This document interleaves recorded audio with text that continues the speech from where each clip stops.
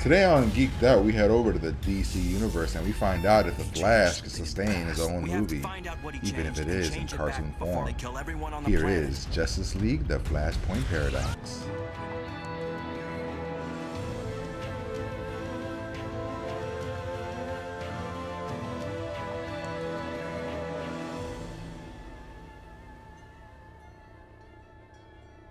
In my world, I'm a hero.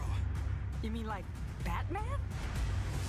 No matter how fast you run, you can't save everyone. We're running out of time. War's over. Everybody lost. No! You'd be amazed the monsters this world can create.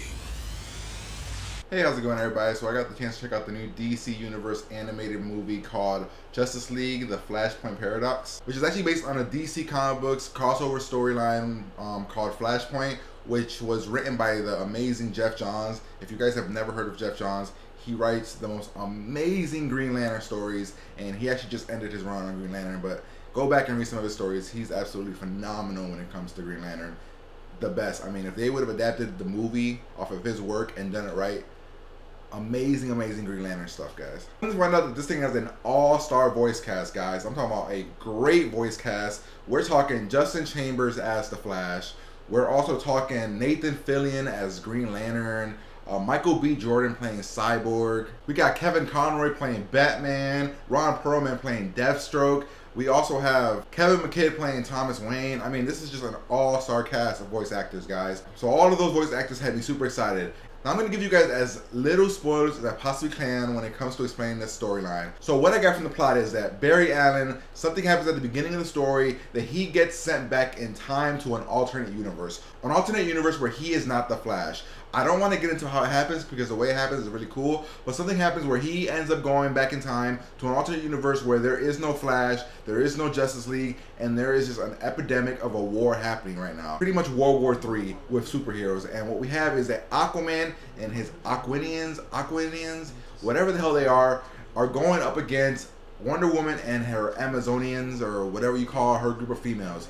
And they are going at war, murder, killing each other. And what ends up happening that in this alternate universe, there are just certain storylines that just never happened. The only problem is that in this universe, he isn't the Flash. So he doesn't have the speed to go back in time. And that is the overall plot of the movie. But trust me, guys, that does not begin to tell you about the story of this movie. This movie has some epic twists, epic turn of events, some crazy stories that you guys are going to want to go check out. But I'm going to tell you guys, I really enjoyed this movie, like, a lot. I had a freaking blast with this movie, guys. Like, first off, the story and the twists that happen are top notch. Like, there are some things that when they appear on the screen, I'm just like, holy shit, this happened?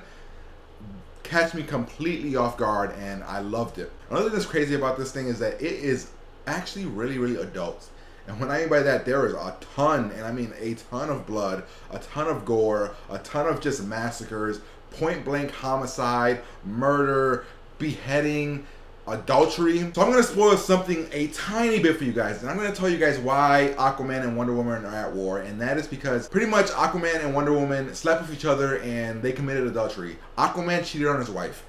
A scenario happens where Wonder Woman kills Aquaman's wife.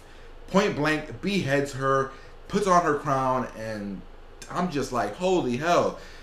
The voice acting is top notch, which is what you can expect. I mean, there are some voices that I'm just kind of like, okay, doesn't completely match up with how I was imagining it, but the voice acting around is pretty good. Oh, it's amazing that you see all the characters. There is a ton, and I mean a ton of like DC comic book characters in this like movie, and it's cool to see them in the background. They're not important. We have Lois Lane in this also. She's a reporter like she always has been, but this is like, she's like an on-the-scene reporter trying to get inside of the war and everything, and that's a really cool element. In this world, there is no Superman, which is kind of crazy. Well, there is a Superman, but I don't know. I don't want to spoil that for you guys also, but just know that those are all amazing. Some of the things that really bothered me in this thing was like the animation. The animation and the fighting scenes are top notch, but the way characters are drawn, I don't know, they're all really big and bulky. All the characters seem to look really similar. when it comes to like their jawline and their facial structures, and that really bothered me. They're all like, they all look like they belong in like Gears of War. They're all huge, they're all big as hell, and that really bothered me. But in all honesty, that's all that really bothered me in this movie. Like the movie, like I said, is just top-notch greatness, guys.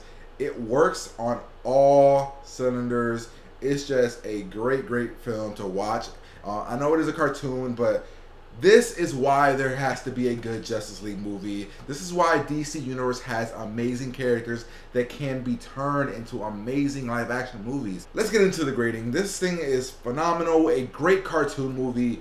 I loved it from beginning to end, all but the little jawline and the bulky characters. All that aside, the thing is still a fantastic watch. And I am going to give this, I'm going to rate this as a cartoon movie alone, and I'm going to give this a 4 out of 5, guys. 4 out of 5. Fantastic, worth a watch. Definitely worth buying on Blu-ray. This thing releases, I believe, July 30th, and it's absolutely phenomenal, guys. You guys definitely need to check this out. It's a blast, guys. Definitely go check out Justice League, The Flashpoint Paradox. Alright guys, so how about you guys? Do you guys like the DC Universe? Are you guys fans of the DC Universe in general? And I'm talking about comic books, movies. Overall, do you guys like the DC Universe? If you do, let me know below what's the best DC Universe movie you've ever seen. If it comes to the Batman, the Supermans, the cartoon series, the TV shows, give me your best DC Universe like show, anything. Give me the best thing about DC. Is it the comic books, the TV shows, the movies, anything, guys? Make sure you guys comment below and let me know what you guys think, alright? And as always, guys, make sure you guys get geeked out about anything, no matter what it's about, and I'll see you guys later. Also, if you guys can, give me a like.